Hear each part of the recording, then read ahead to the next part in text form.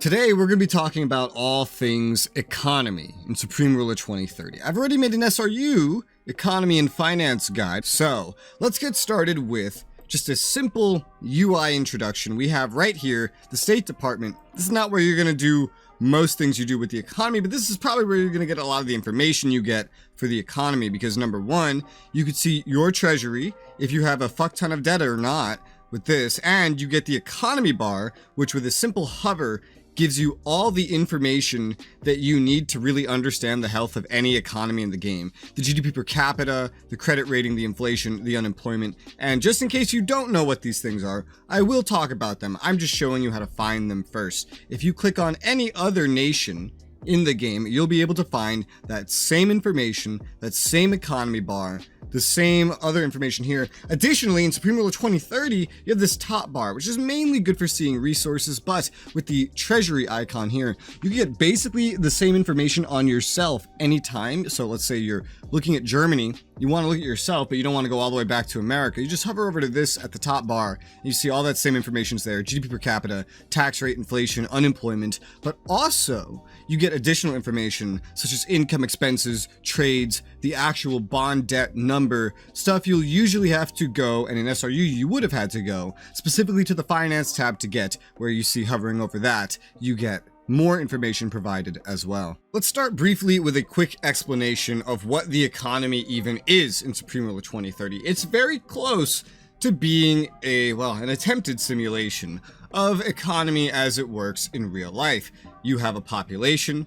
That population has or spends money. That determines your GDP per capita. This is a simplification. In terms of specifically game mechanics, what you really need to know is that your GDP per capita number will heavily impact your playstyle in the game. If your GDP per capita is under, say, 20 or 30,000, you are generally going to be in the lower echelon of GDP, which will make you better at exporting goods that you produce. As a brief mention, we'll get more into this later, your production costs for goods will, instead of being higher than the market price, most commonly will be lower. As a high GDP nation, let's say 50K or higher GDP per capita, you will most commonly find that your production cost is higher than your market price, meaning it's usually more important to import stuff. This happens in real life as well. And most of your money instead can come from tax revenues, because your population will have more money that they are able to give to you directly. They would also have more money to spend on the cost of goods, but this is where we come into min-maxing an economy. Get more tax revenue from high GDP, and then go ahead and simply import cheaper goods. This is what the economics of this game and in real life kind of cover. Now that we've covered that, let's talk about the first most important thing that kind of stands out from real life a little bit. Under your economic information, which you can find here under economy, you could also go to the finance tab, and I'm sure it pops up, over here as well. And like I pointed out, up here and probably in other places as well, you have your inflation. So my inflation is 4.9%. If you have ever paid taxes, you've probably heard of inflation, and you know it is not a good thing for the average person. We are not the average person. We are a government in this game. Inflation is actually very good for a government if kept in check, if it helps you meet whatever goals you want. However, inflation in this game is not just inflation. In this game, economic growth, which is a separate factor in the world economy, is tied into inflation. Your inflation rate is your growth rate, and this can be directly observed because your GDP per capita will move with your inflation rate, not because the number is simply inflating, but because your economy is growing as well. Inflation is not represented in your GDP per capita like it is in real life in this game. That is only growth. Inflation in this game is represented exclusively in prices, usually in the prices that you pay. So as your growth goes up, your GDP per capita will go up, meaning more money will be generated from tax revenues, meaning you'll have more money to spend, meaning you'll have easier ways to accidentally raise your inflation. However, you'll actually be competing because there's kind of this point where it's worth it or not to have inflation, because your prices you'll pay for everything will be going up, meaning the more money you're getting will be worth less. Is this confusing? Yes, it is. But that's what economics are, and that's why most individuals you meet will not know what economics are. So as my inflation goes up, let's say I want to build a building. You see, the total cost to build an agricultural facility right now is $55.83 million. Let's imagine that's the base cost. It is not the base cost because I have 4.9% inflation. So meaning this price is actually 4.9% more expensive than it's otherwise supposed to be. Now I can afford this using the methods that I mentioned earlier. For example, and we'll talk about finances more later, I can make money through trade or through taxes to earn this money. As my GDP goes up, which having a higher inflation would do, I would get more money. However, as my inflation is higher at any one point, the price of this will go up as well, making it actually less affordable, which makes inflation something you want to time within your own budget. In real life, countries like to plan things. So America wants to have like a 2% inflation rate or something like that, and a growth rate of whatever they can manage with a 2% inflation rate. But remember, those figures are the same in this game. I know the EU's inflation target goal is like 1%, and then growth is just, whatever they can sustain with that, which is usually tremendously less than what America can do with their ideal 2 or 3%. In real life, 3 or 4%, 2%, these are generally healthy inflations. You always want a positive inflation, always, and that is also in this game. A positive inflation rate devalues your money, yes, but in this game, that doesn't matter, because all you really need is economic growth, because that growth will allow you to get more money in your population flowing. Unless you're a poor country like China, you actually want to rely on exporting goods. You might not want runaway inflation or growth. You might want to stay lower. Still, even in this game, you're going to want at least some inflation all the time.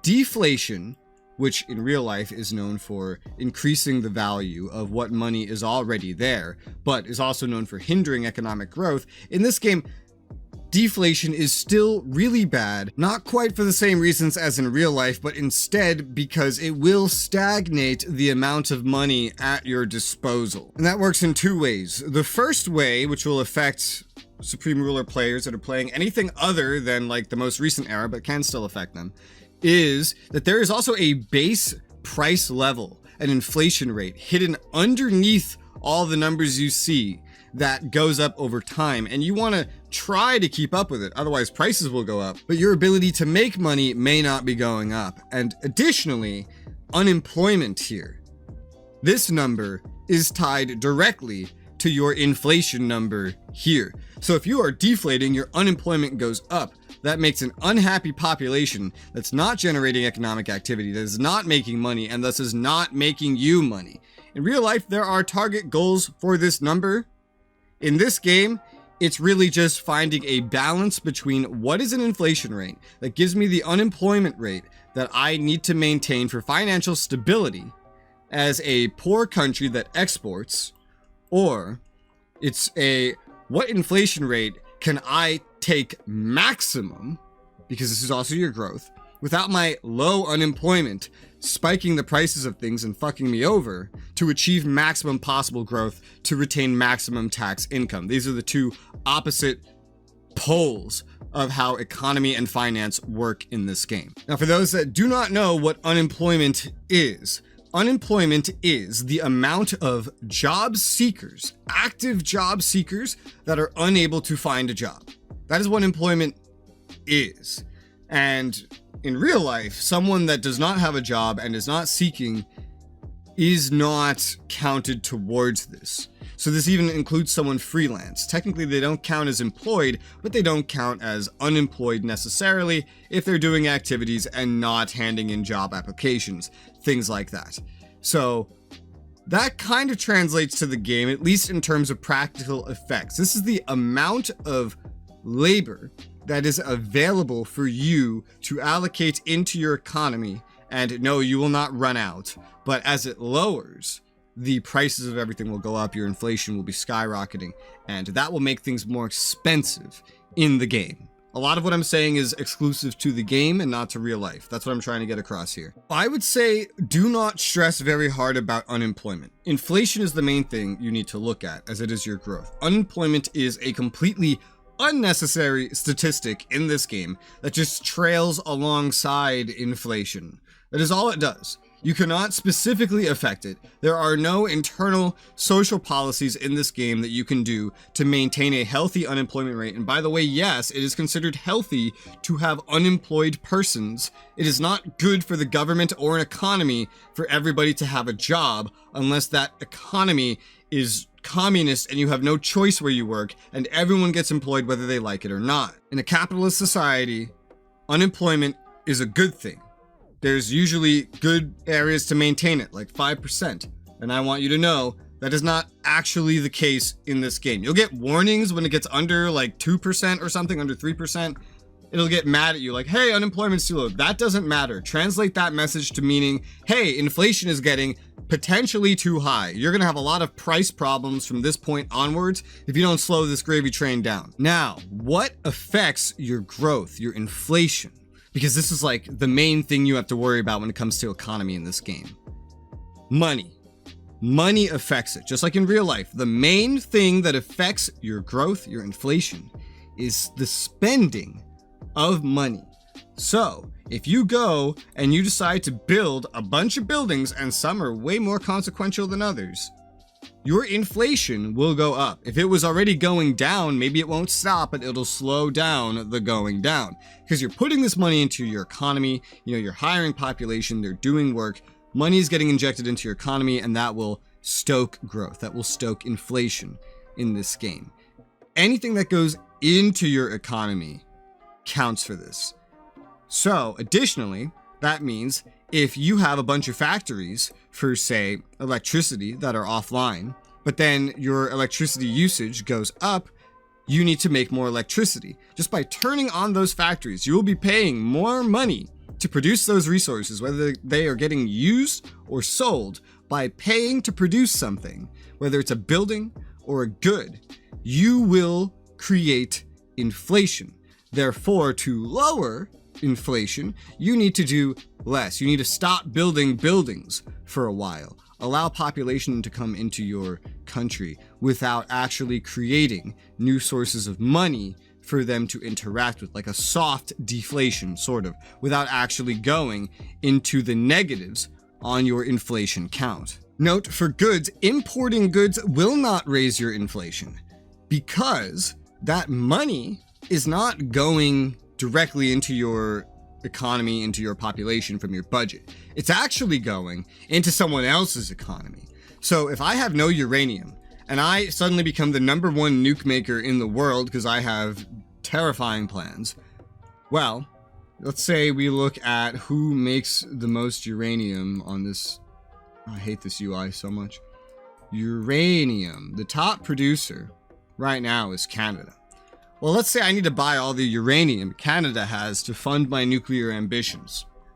Canada is going to be getting that money because the money is going into their budget, which is going into producing the uranium that they're selling me. So if I import goods, I am offloading inflation/economic growth onto a different economy. So outsourcing to import goods is actually a good idea if you need to lower inflation. However, if you need to raise inflation to spur economic growth, then the last thing you want to do is import. You want to start building new production. You want to start producing things if you have them offline. This goes for anything with a maintenance cost too. Research centers have maintenance costs. And they have costs to run. So just by running these things and having them active and using them, this will create inflation. Just by creating military units, just by having the factories online, having complexes online, even something like an indie complex that has absolutely nothing on it. Like imagine this had no mines and there was just an indie complex here running. That would generate inflation. The building of it and running of it generates inflation because it is money that you are paying that goes into your economy. There is, in real life, a civil aspect to how the economy functions as well, and that is what is controlled by, say, the Federal Reserve, like the key interest rate, which encourages or discourages the spending of money. This game doesn't have that. What it does have instead is tourism. You see this little number right here? This is actually not a very common number to see, and it's not explained anywhere in the game really. But tourism here, this is it's the attraction as a tourist destination coming to your country. The percent itself is not something that's going to actually mean a lot to you. If you really need a point to gravitate yourself towards, just know that when it comes to tourism, 50% or higher, that's really fucking good. Something like 40%, I'd say that's good or average. Once you get lower than 30%, I think that's really bad. Tourism is free inflation, which sounds bad if you're thinking about it from a real life perspective. So it's free economic growth. That inflation number will go up with this tourism number, but you don't pay anything to make that happen. Tourism is generated in a number of ways. There are some budget items in taxation social spending that will affect it, and we'll talk about that when we get to that. Additionally, if you are a peaceful country that doesn't go to war and does not make a bunch of nukes and scare the world, then your nation will be way more desirable as a tourist destination. If you go to war and you invade countries, without 100% war justification especially, then this tourism number will go down, meaning your inflation will go down, meaning you could find yourself in deflation because you've lost the goodwill of the international traveler, or in this case, kind of just community, population. Looking at, say, New York here, we could see it has a building called the tourist attraction. It's not actually displaying here, which is a very common thing I see happen in 2030, where the buildings don't display. Didn't used to do this in SRU, but there is a tourist attraction there. I do wonder, there used to be somewhere out here in Russia as well, like right across this little gap here. I think they got rid of all that, maybe. Oh, wait, no, we have buildings. But they don't have what I'm looking for. All right, well, shame. But those tourist attractions, which are not things that you can just build, you cannot go through here generally and just find specifically a tourist attraction and build it. That's because you don't decide exactly what the pre-established tourist attractions are. I think you should be able to, quite frankly, because you can usually in real life spend money to create a tourist attraction. Just look at the stuff Saudi Arabia does. But simply by owning these facilities and having them on, you can generate essentially free tourism, which is free growth for your country all the time. There's something close to doing that, but it's not quite the same. If you want to, here's a good example. There's a business sector here. This is kind of the same exact thing as a tourist attraction. However, it costs over twice the amount to maintain. This is a building that just literally allows you to spend a bunch of money for the sole purpose of creating economic growth without relying on any other aspect of your economy. While you cannot build a business sector, if you get the technologies of like Trump, there's Trump technologies basically, then you can build Trump towers, which are exactly that building, except you could actually build them, which I don't know why they limit it like that. A brief glance at domestics, which are affected by a number of things, very similar to what affects tourism, but also just way more affected by your taxation and social policies, is that more population will actually result in your economy going down. Because as it happens in this game, when someone immigrates, they don't bring any money. When someone is born, they don't have any money. This isn't exactly how it goes in real life, because in real life, a very rich person can move here and stimulate the economy. In this game, if someone immigrates here, just assume they have zero money. And that is how it is. If you take over a population in a war, they have zero money and would count as an immigrant. The more your population grows, the less inflation you have, meaning you need constant increases to your generation of inflation to keep your growth higher if that is a goal of yours at any given time. Therefore, having higher emigration, having higher deaths than you have birth or immigration is also a quite limiting thing in a different way. It would essentially raise your inflation because you may not be lowering your producers of growth with your now lagging behind population, meaning that same value is worth more, meaning you would inflate faster, which can be really bad, as you might see. So this is one of those things you also want to keep an eye on when managing your economy. Now let's go to the finance tab. So like I mentioned, you got a lot of information here.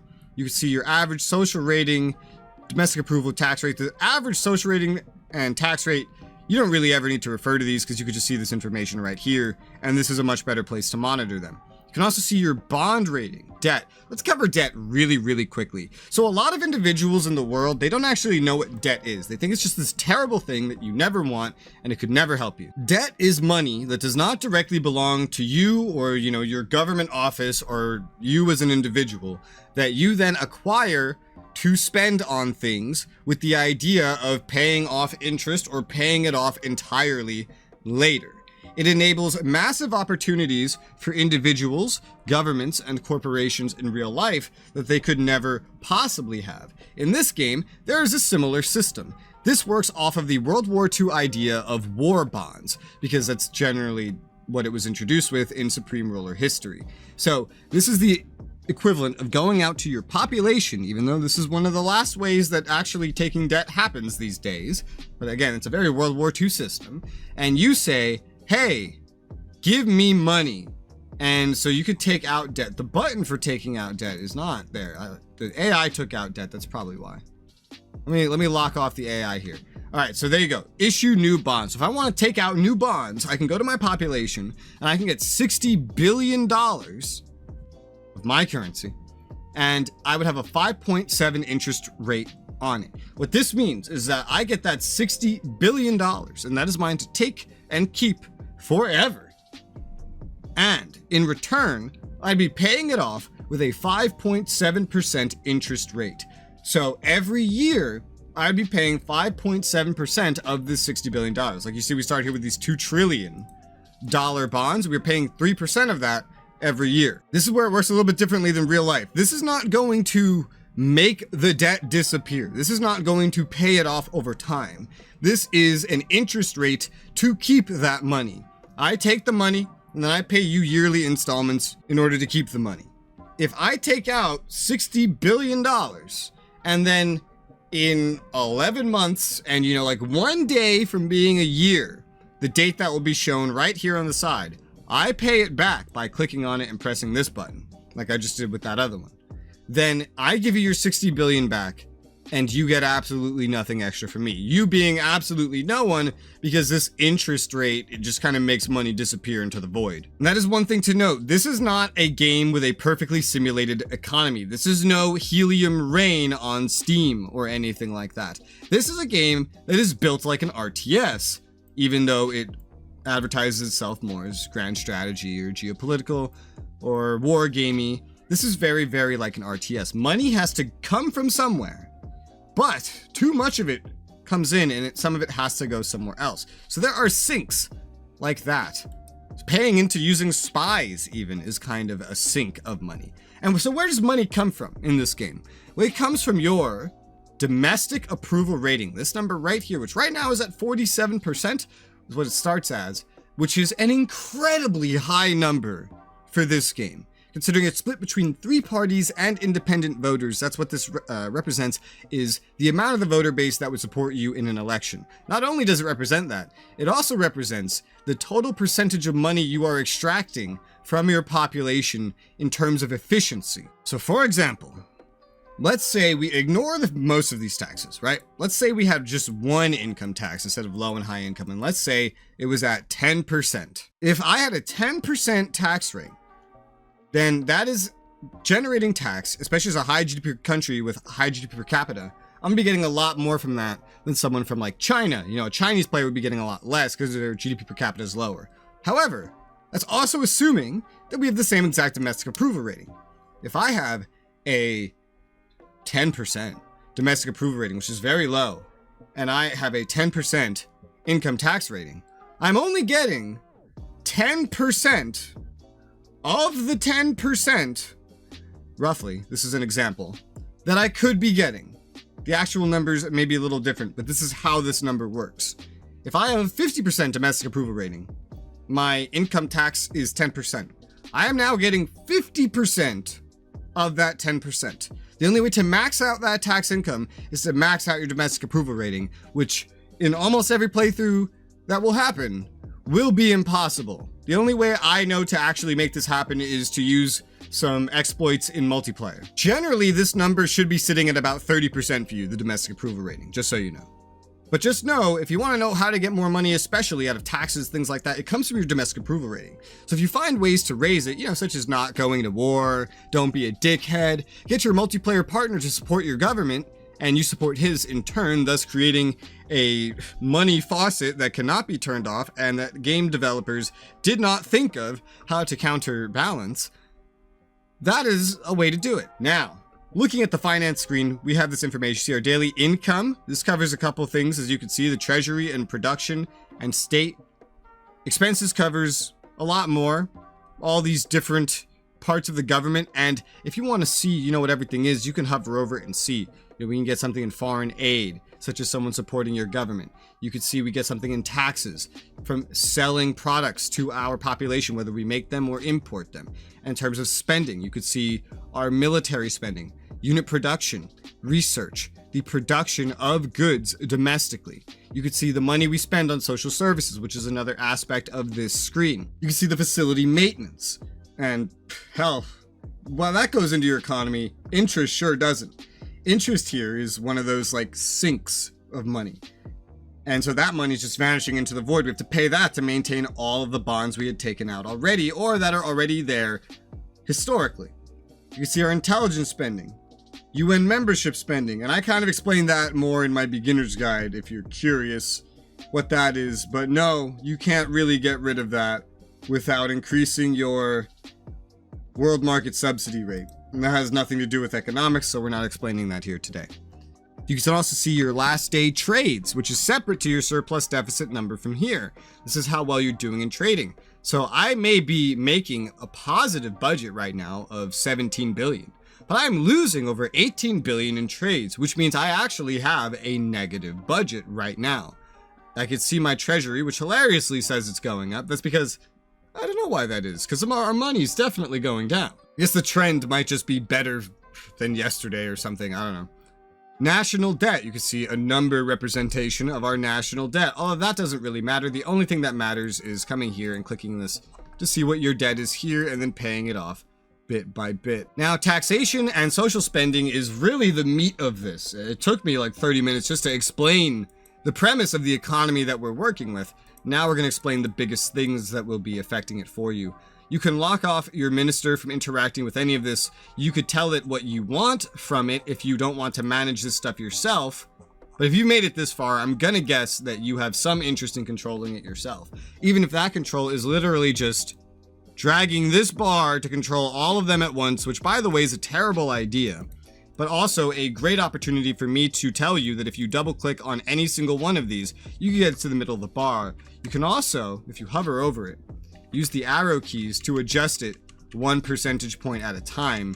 And there's other little shortcuts like this as well. Now, more ideally, you're going to go into taxation. You're going to go to the individual taxes or the individual social spendings, and you're going to raise them to what you want.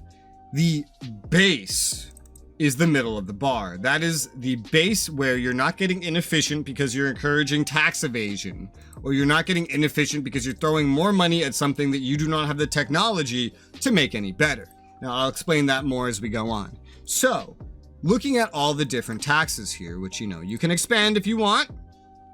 And kind of lets you look at both of the screens that I was looking at right now at once, but I don't like those expanded screens, so I'm not going to look at them.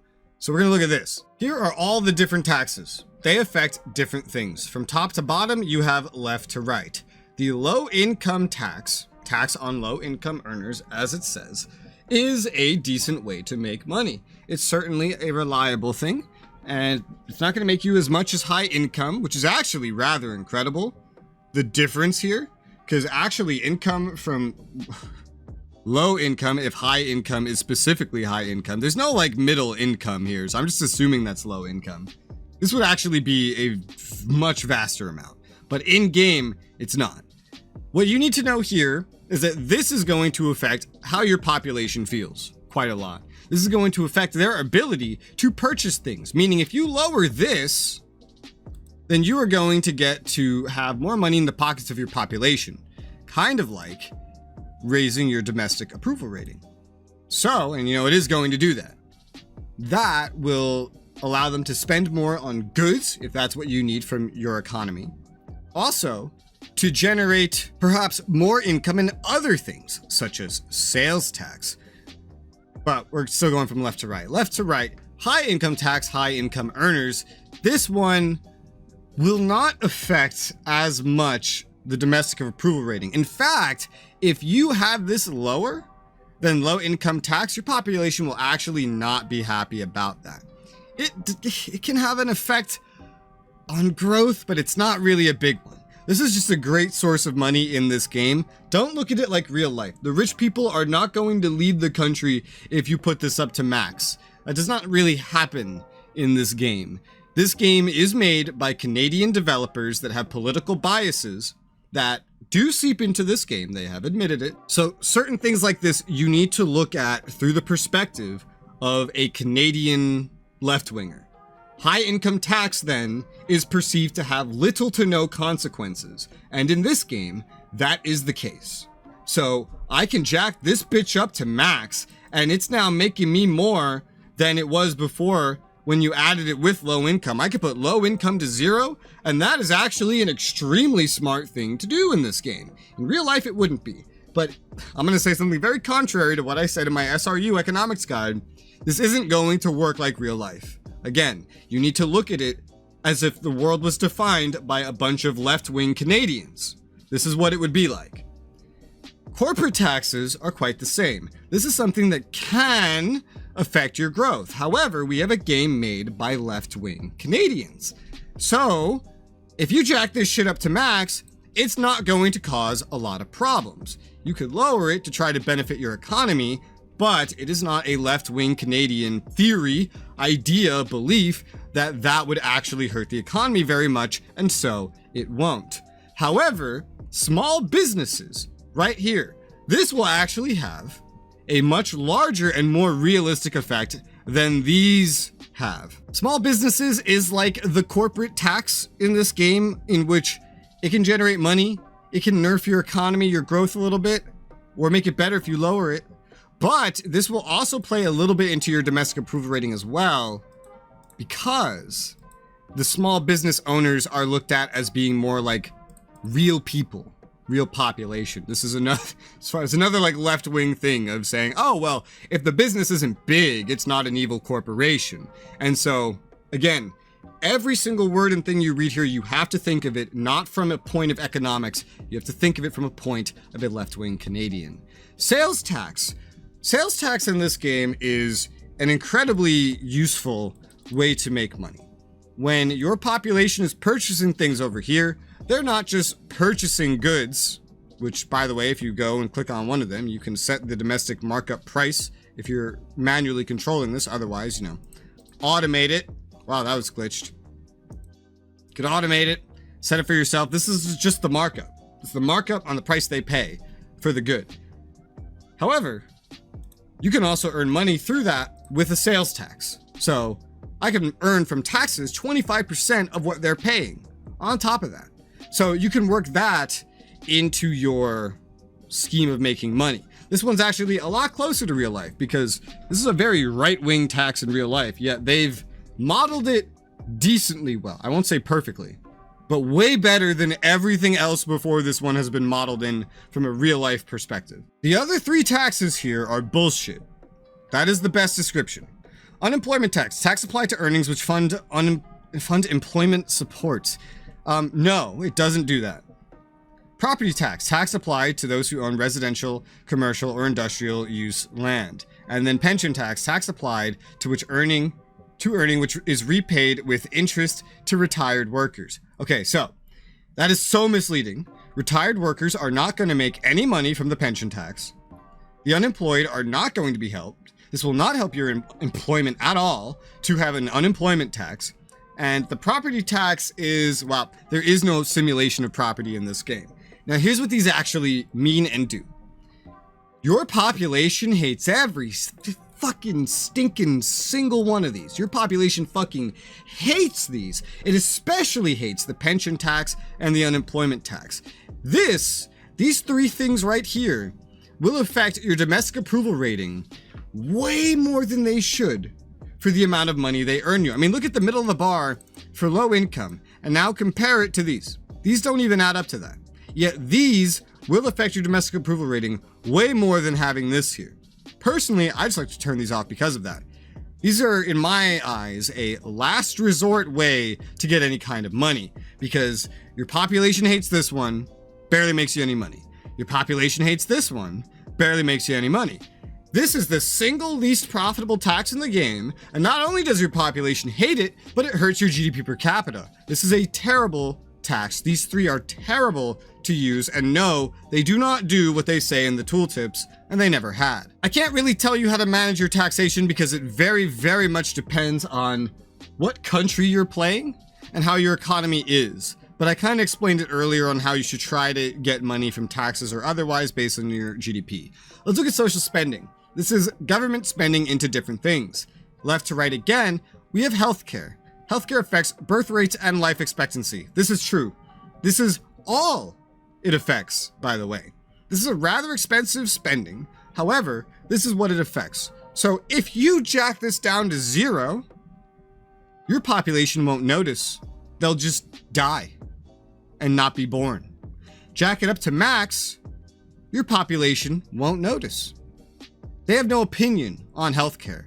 Despite that, in real life, healthcare is an extremely divisive issue, to the point where, you know, we have conversations of, oh, should it be free? Should it be subsidized? Should it be completely free market? And you have the common discussion point of like, oh, I may pay 70% of my money in taxes, but at least I can go to the doctor for free. And they're like, oh, I only pay 10% of my money in taxes, but I have to pay for the doctor. Nobody cares about this in game.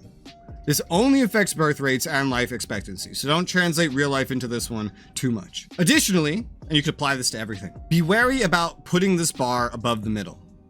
Not all bars in the game really work well going above the middle, and almost pretty much everything, actually everything, except for these bars right here, everything under taxation and social spending works best directly in the middle. The middle is 100%, and if you have tech that makes it better, which at a 2023 or 2030 start you will, those bonuses will be on top of that 100%. If you go up, you can get a small bonus on top of that, but it's going to be minimal compared to the fact that you are literally doubling the amount that you are spending. This should be like a last resort kind of thing, whereas lowering it should actually be rather normal if you need help keeping up with a budget or maintaining a specific tax rate on the flip side. The money you're spending updates automatically, as you can see. The quality rating does not. This trails after the money that you're spending and the location where it is on the bar. Okay, next, education. Affects literacy, research efficiency, and GDP per capita. Okay, that's weird. This does not have a massive effect on GDP per capita. You would never notice its effect on GDP per capita. Don't know why that's written there. Literacy, sure. There's a literacy rating if you look at your domestics. That has nothing to do with someone being able to read or write, though. Literacy in this game represents, funny enough, it says it right here, research efficiency. Now, while there is a research efficiency rating, and it's right here, and you can try to get it even above 100%, it is also affected by literacy. Literacy just kind of compounds off of it. So, education affects research efficiency, and not really GDP per capita. That is a more accurate way to describe it. And this is a pretty important thing, costs about as much as healthcare, as you can see. Infrastructure, which as you see does not cost as much as those two, is the most important spending out of every single one of these. Infrastructure affects supply levels and industry output. Now, that means one thing. It means it literally just affects supply. Supply affects industry output. Infrastructure affects supply. So if we open up a handy dandy little supply level map, spots that are not colored in don't really have good supply. The deeper it's colored in, the better the supply. If you have a lot of supply somewhere, especially maxed out, that will raise your production of any good of any factory that you put there. So if I make power plants in deep blue, then it will produce way more than if I built it somewhere where it was only like a light blue. Supply directly correlates to production in factories. It also directly correlates to the ability of any of your units in a territory being able to keep shooting or not, meaning this is the most important spending in the entire game. However, you might need to lower a spending to keep your budget. Honestly, I would recommend you cut out of literally anything here before you ever cut from infrastructure. Now, there's something I really recommend you cut from first, and it may be evident if you look at these numbers, but we'll get to that when we get to that. Now, don't get it confused.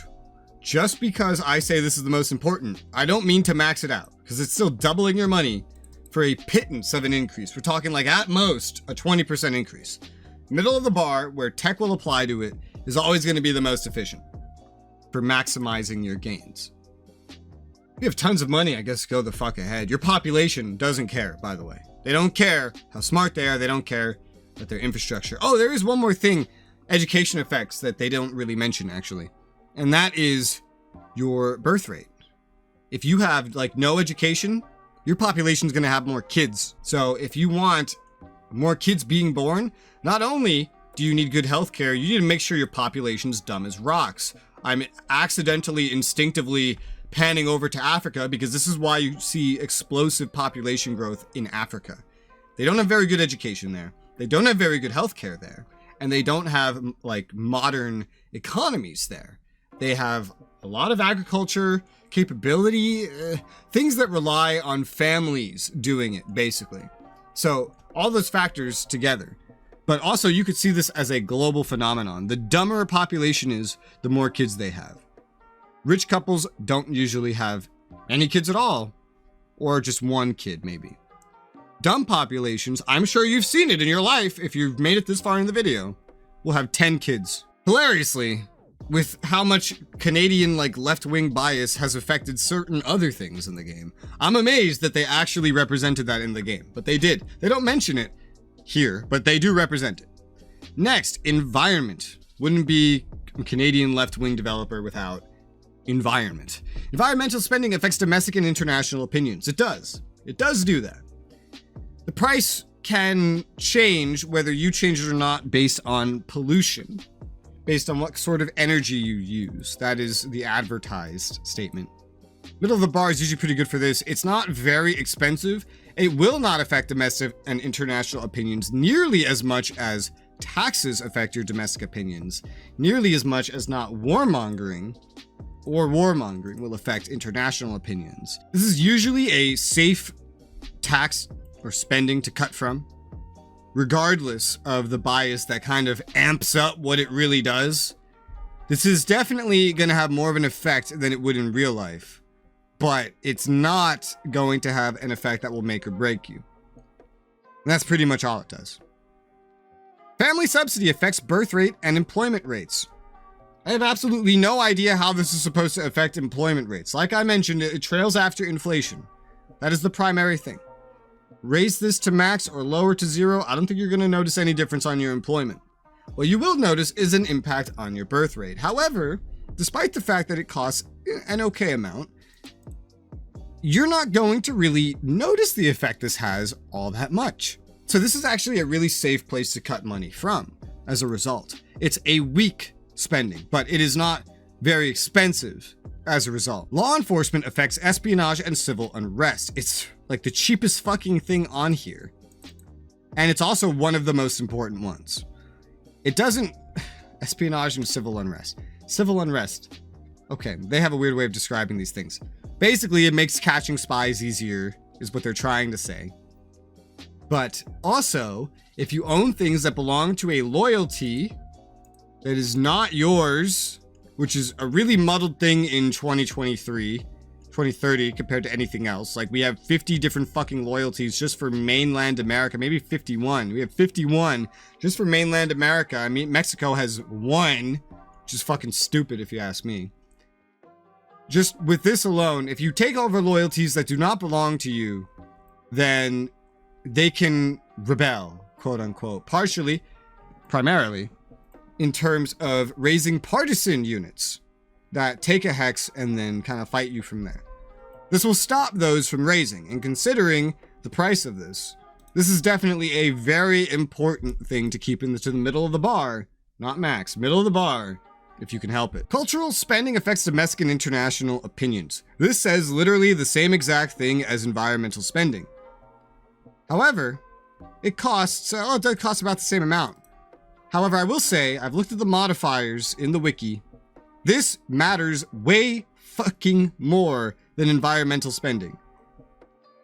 I don't know why. I don't know what their ideas are on what cultures and environments are, but if you pump more money into culture in this game, you will make a lot more difference than environment. So if you have to prioritize one or the other, they do the same thing.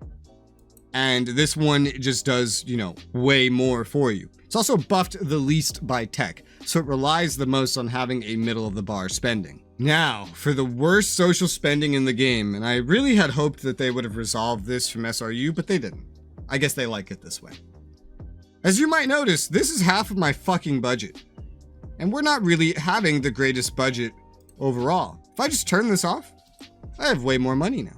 It says it affects GDP per capita and economic inequity. Bullshit. I played thousands of hours of SRU, and I played longer games than most of these developers ever will. Let me tell you what this actually is. This is a deletion of money. This is a sink of money. Remember we talked about faucets and sinks earlier? This destroys money. You can put the same amount of money that you can put into any of these other taxes. It says it affects GDP per capita. Go ahead and put it in the middle of the bar. Tell me if you notice a change in your GDP per capita. You fucking won't. Go ahead and build literally anything, and you will notice the same effect. Well, you'll notice an actual effect for spending way less money. Not only is this just a complete waste of money because it doesn't affect economic inequity, because population is not at all simulated to that extent in this game. Does it raise GDP per capita? Yes, it does. However, it can cost most of your money of any one thing that you're spending. You know what else affects GDP per capita? Certain treaties, such as, do we not have it? Such as, actually, it's one of these. Free trade, free flow of labor force. I think it's both of these. But basically, you will never notice these affecting your economy. Just like you will never notice this affecting this affecting your economy. You will never notice it. It does do it, but it does to such a tiny amount that you will never notice it. Worse, the price is not accurate. If I put this in the middle of the bar, it says 12.3 right now. If I had this off at 0% quality rating, I guarantee you it would say some shit like 2 billion or 6 billion to put this money in. 55%, it's saying 12 billion. By the time this reaches 100, it's probably going to say like 20, 30 billion. This spending is what you put money into if you have nothing else to put money into. It will affect GDP per capita a little bit. It will make your population a little bit happier. This is only worth doing if you've gone through every other option and you have ass tons of money sitting around. It is worthless other than that. In fact, in most games, when you do not have the ability to exploit money generators such as supporting governments with other multiplayer partners, you will probably never use this, and if you are using it, you're likely running into financial problems.